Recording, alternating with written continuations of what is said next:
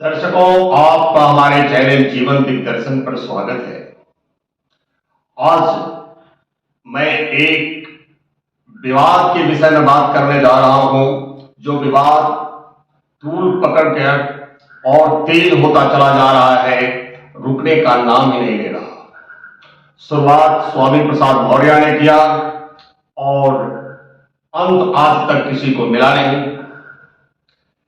तुलसीदास जी जो परम आदरणीय हैं, जिनकी रामचरितमानस के ऊपर न जाने कितनों ने पीएचडी किया, किसी ने यह नहीं कहा कि तुलसीदास की एक भी लाइन गलत है। गोस्वामी जी ने एक लाइन लिखी है, ढोल गवार शूद्र पर सुनारी, शकल तारणा के अधिकारी।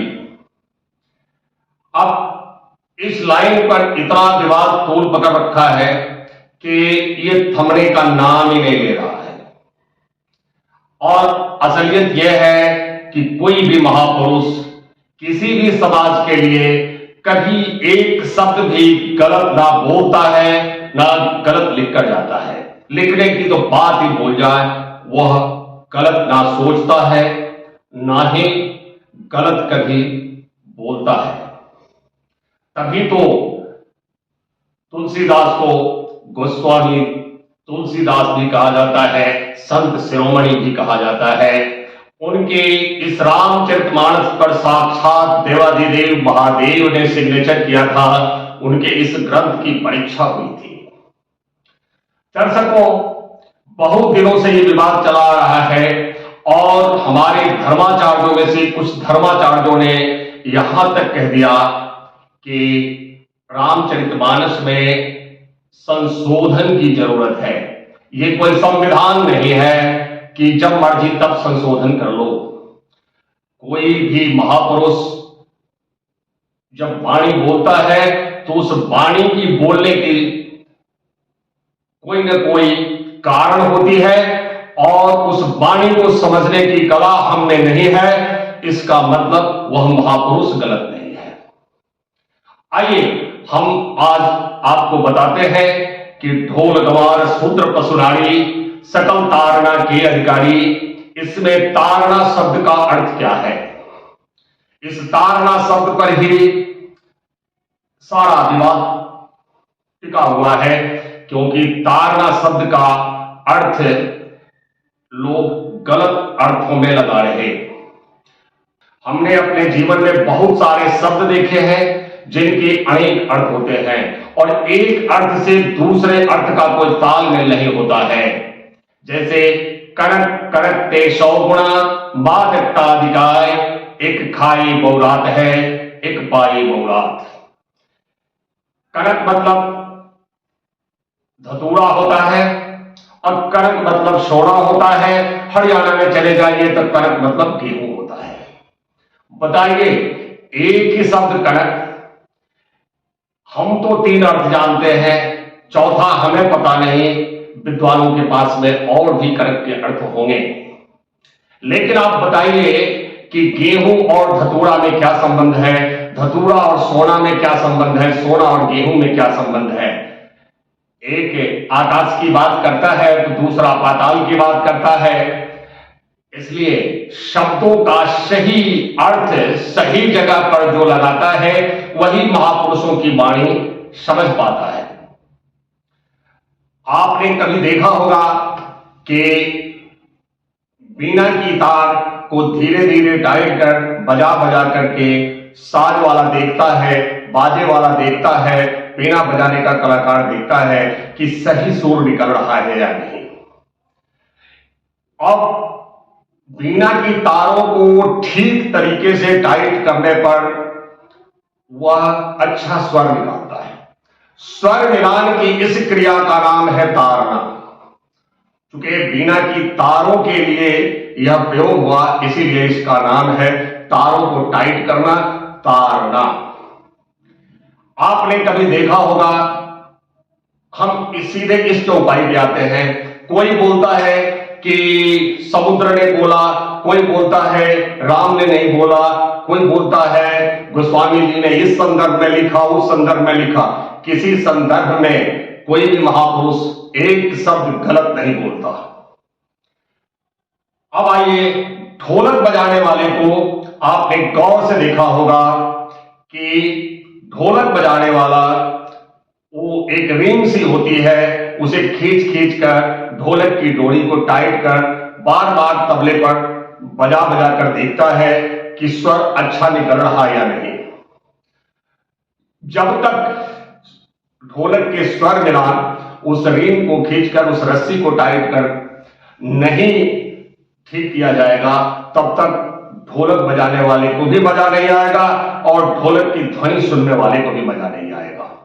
यहां ढोलक के स्वर मिलान की बात कही गई है, और जब तक ढोलक का स्वर मिलान नहीं होगा तब तक ना तो गायक को मजा आएगा और ना ही श्रोता को मजा आएगा। मजा तो तब आता है जब ढोलक का स्वर मिलान हो जाए। अब आती है दूसरा शब्द गंवार। गंवार शब्द का मतलब है, बहुत सारे लोग गलत अर्थों में इसका अर्थ कह गए, हमें बड़ा दुख है। गांव के लोग, गांव में रहने वाले लोगों को गंवार कहते हैं। वो बड़ा ही निश्चल होते हैं, उनके पास छल कपट इत्यादि कुछ नहीं होता, वो सीधे साधे लोग होते हैं। किसी ने अपने YouTube पर यहां तक बोल दिया गांव के लोग मूर्ख होते हैं। अरे कहने वाला मूर्ख होता है, गांव के लोग निश्चल, त्यागी, बड़ा ही शालीन लोग होते हैं। लेकिन गांव के लोगों से उनकी ही भाषा में बात करके अपना काम निकालना पड़ेगा। अब गांव के लोग अंग्रेजी पढ़े नहीं, हम जाकर धड़ाधड़ इंग्लिश बोले जा रहे हैं, तो भैंस के आगे बीन बजाई, भैंस गई पकड़ाए, फिर गांव वाले से आपका काम कुछ बनने वाला नहीं है। इसलिए जिस भाषा में वो गांव वाले बोले उसी भाषा में अगर आप बात करेंगे तो आपका काम चुटकी बजा के निकल जाएगा। इसलिए गांव के लोगों के सूर में सूर मिलाने की प्रक्रिया को यहां तारना कहा गया है। तारना का एक ही अर्थ है स्वर मिलान, एक दूसरे की भावनाओं के साथ मिलन, एक दूसरे के स्वर के साथ मिलन का नाम तारना है। आइए शूद्र।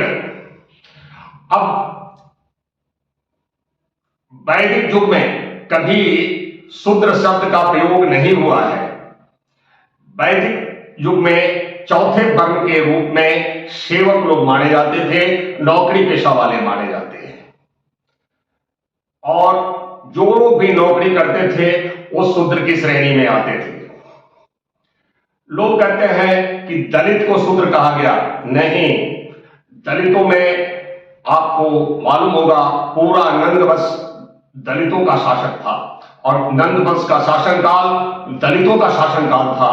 वो शोषित लोग नहीं हैं, वो पिछड़े लोग नहीं हैं, उनको किसी प्रकार से उनको दलित नहीं कर सकते। शूद्र उसे कहा गया जो सेवा भाव में लगे रहे।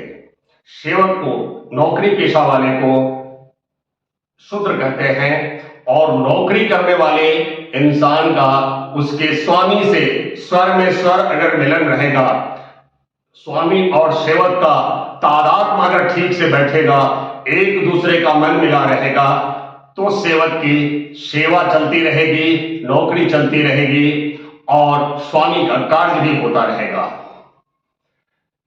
और अंतिम है नारी। भला बताइए, जिस गोस्वामी तुलसीदास जी को नारी शक्ति ने गोस्वामी तुलसीदास जी बना दिया, जिसकी फटकार से रण छोड़ करके गोस्वामी तुलसीदास जी साधु बन गए, संत बन गए, वह गोस्वामी तुलसीदास जी कभी भी ये नहीं कह सकते कि नारी शक्ति का अपमान करो। नारी शक्ति के लिए भी यही है, किसी भी इंसान में इतनी ताकत नहीं, इतनी औकात नहीं कि अपनी पत्नी का मुंह तोड़ जवाब दे दे। मारना पीटना तो दूर की बात है, मैं तो कहता हूं कि जबरदस्त जवाब भी नहीं देता कोई घर में शांति बरकरार रखने के लिए। पत्नी के स्वर में स्वर मिलाना पड़ता है, उसके सूर से सूर ही मिलाना पड़ता है। आप बताएं, कोई भी इंसान पत्नी को पीटकर क्या पालेगा? कुछ नहीं। लेकिन पत्नी के स्वर में स्वर मिलता है तो घर स्वर्ग हो जाता है। उस सूर में सूर मिलाने की प्रक्रिया को नारी के लिए प्रयोग किया है। तो इन चारों चीजों में आपको ठीक से तादाद में बैठाने की बात कही गई है, ना कि मारपीट, झगड़ा, लड़ाई ये सब करने की कही गई है। अगर आप में तादाद में ठीक से बैठ जाएगा तो आप अपने जीवन को सुचारू रूप से चला पाएंगे। एक भी आदमी नारी को पीट कर अपने घर में नहीं रख सकता। तुरंत तलाक हो जाएगा, तुरंत वो घर छोड़ देगी, तुरंत पति का जेल हो जाएगा, सास ससुर का भी जेल हो जाएगा। नारी प्रताड़ना की चीज नहीं है, नारी तादाद बैठाने की चीज है, नारी के मन से मन को मिलाने की चीज है, नारी शक्ति को बढ़ावा देने की चीज है। नारी कोई खिलौना नहीं है कि जब चाहा खेल लिया और जब चाहा फेंक दिया, ऐसा नहीं होता। इसलिए नारी शक्ति के लिए भी यही प्रयोग आया है। तारना मतलब नारी के सुर में सुर मिलाकर जीवन यापन करना। भला बताइए कि साइकिल की एक चक्का पंचर हो जाए तो आप चढ़कर चलाकर जा सकते हैं? नहीं। ठीक उसी तरह से नारी शक्ति हमारा अर्धांगिनी है और नारी के साथ भी सुर में सुर मिलाना, तादाद में बैठाना बड़ी जरूरी है। और जो तादाद बैठा लेता है, इन चार चीजों से जो तादाद में बैठा लेता है, उसका जीवन धन्य धन्य हो जाता है। दर्शकों, हमने अपने मति के अनुमान से आप सबको इस चौपाई का अर्थ समझाने की कोशिश की है। अगर इसमें मुझसे कोई भूल हो जाए तो मुझे क्षमा करें। हम वैसे भी विवाद में पड़ना नहीं चाहते, लेकिन यह विवाद बहुत दिन से चल रहा था। हमने सोचा कि इसका असली अर्थ हम मार्केट में छोड़ देते हैं, इसलिए आज यह हमने वीडियो बनाया। नमस्कार दोस्तों, आपको अगर इसका कुछ और अर्थ समझ में आए तो जरूर कमेंट करिए, लाइक करिए, शेयर करिए। नमस्कार। जय श्री राम, जय जय श्री राम।